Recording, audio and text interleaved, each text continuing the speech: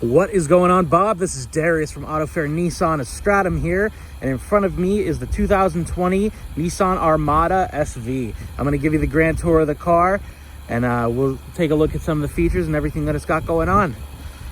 To start off, under the hood of this bad boy is going to be a 5.6 liter V8 that makes 390 and 394 pound-feet of torque and horsepower respectively. Now, it's a beefy engine, plenty of power. You can load this up and it does not feel any of it. Car full of people, car full of cargo, you name it. It's very, very capable. As you can see here, you've got your projector style headlights. Your LED daytime running lights are going to be this long strip right here. And then you've got your fog lights right under there as well. Sonar dots also, those little dots there and there. And same thing on the other side. Those are going to be for your sonar sensors around the car. Nice big wheels and tires on this one as well. You are going to also have your integrated turn signal right in the mirror there. These mirrors are power folding as well. I'll show you how to operate that inside. We're going to take a look in the back seat. You get tons of room back here. As far as your leg room goes, very comfortably can you sit adults back here. It's plenty wide, plenty of room for your feet. And the back seat here also has its own climate zone, as well as its own USB plugins. And another plug-in down there for 12 volt. Nice and convenient. Now, to put the seat down in order to gain entry into the back, there's a little handle on here. I'm going to grab that, and it springs itself forward. Very easy. And then you can get right into the back seat, and the back will sit three as well. Very convenient. Back still has some pretty good leg room in it as well. You can see right there. Not quite as much as the second row, but still, it's solid. Now, to put this back down, we'll just place it in, flip it back up, and it returns to the upright position. As you can see here, there's a gap. That gap is going to be because the seat reclines. So if we want to recline it, I can just grab that, push it back, and it's flush. We're going to take a look in the back in the trunk area now. But before we do that, I'll just show you this does have the ability to tow as well. So you're going to have your trailer hitch receiver and your 7-pin connector right there. And there is a cover that covers this this whole piece that I did pop off to show you that. Now to open this up, I'm just going to press the button in there. It does power open.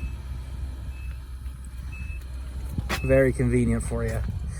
Now if you need to put these seats down in order to use the back for any more storage, you do have a convenient way of doing that right here. So all we're going to do is push on that and we'll hold it, and it's just going to power that forward. I'm just going to put that one down all the way so you can see, but maybe not quite all the way because we got that seat back there, but you do get plenty of room when you do put the seats down if you need that additional trunk space. Under your mat back here as well, you're also going to have this little handle. If we pull up on that, there's that panel I was talking about. You get a little extra storage underneath here as well. We do understand that in the back of third row SUVs, generally there isn't a ton of trunk space, so that kind of helps give you a little bit more to work with there compared to, you know, having just a flat storage area.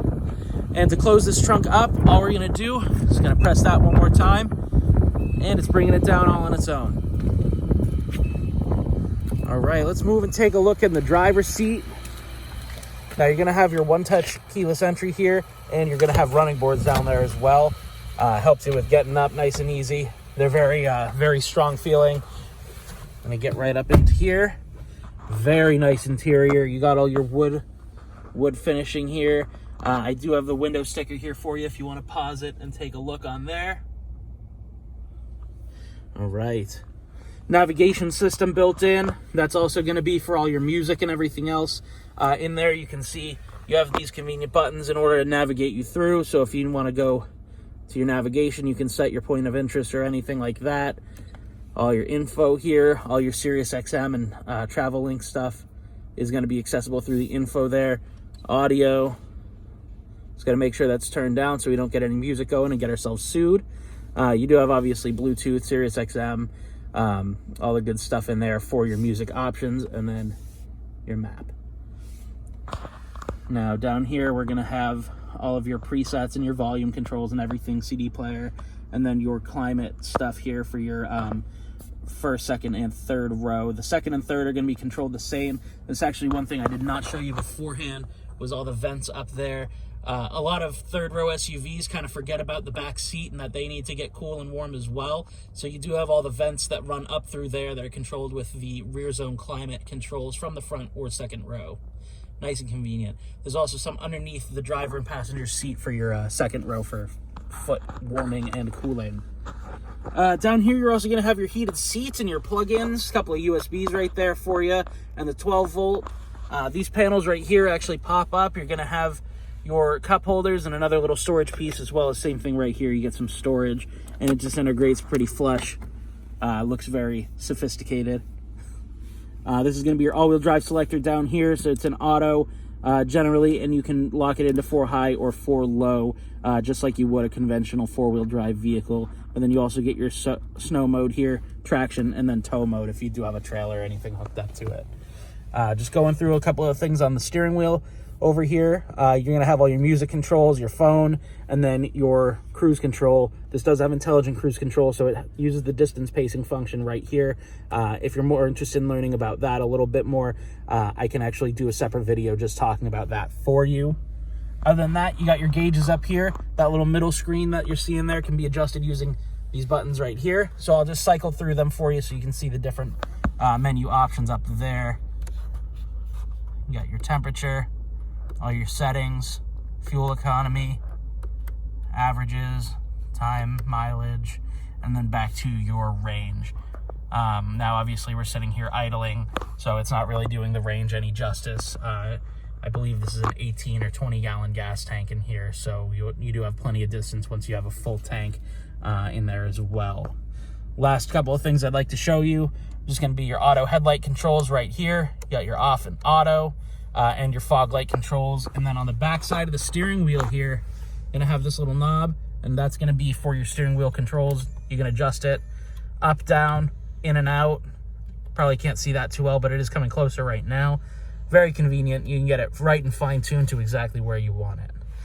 And because I'm a man of my word, I will show you the control there for the mirrors to fold them in is going to be with that button right there. So press that, folds right in. You can see me right there. If there's anything that you wanted to see that I may have missed, just let us know, shoot us an email, give us a call, whatever works, and I'd be more than happy to come out and do a little bit more fact-finding with you and show you some more of the car. Thank you.